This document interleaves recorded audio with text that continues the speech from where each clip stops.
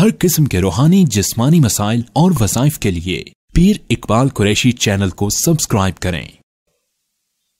नहमदुहु व नसल्ली अला रसूलिहिल करीम अम्मा बअद फ़अऊज़ु बिल्लाहि मिनश शैतानिर रजीम बिस्मिल्लाहिर रहमानिर रहीम।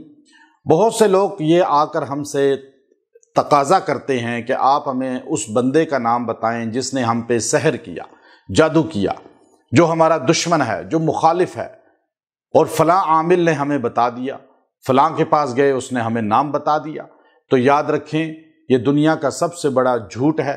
जो आमिल आपको नाम बताता है और आपको फौरी ये बताता है कि फ़लाँ तुम्हारा दुश्मन है, फ़लाँ तुम पे जादू कर रहा है, तो याद रखें वो आमिल झूठ का सहारा लेके आपके कल्ब के अंदर, दिल के अंदर अपना रोब पैदा करना चाहता है, अपनी बुजुर्गी पैदा करना चाहता है।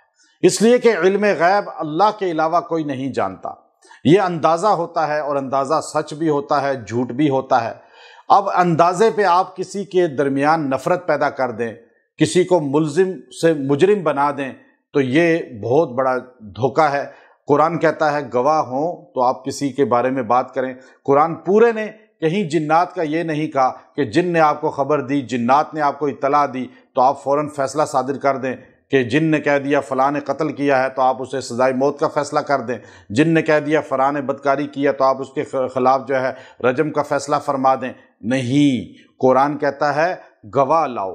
अब गवाह लाओगे तो फैसला, वरना तुम्हें दुर्रे मारे जाएंगे, कोड़े मारे जाएंगे।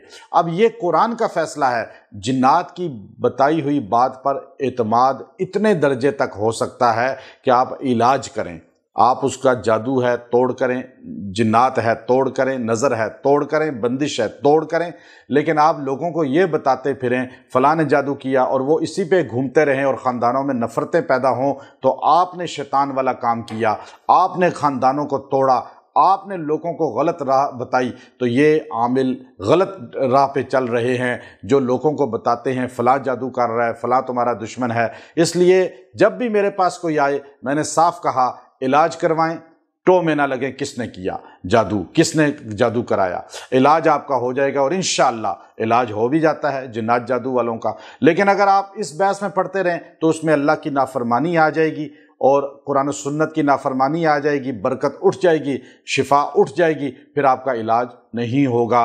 व आखिरु दावाना अनिल हम्दुलिल्लाहि रब्बिल आलमीन।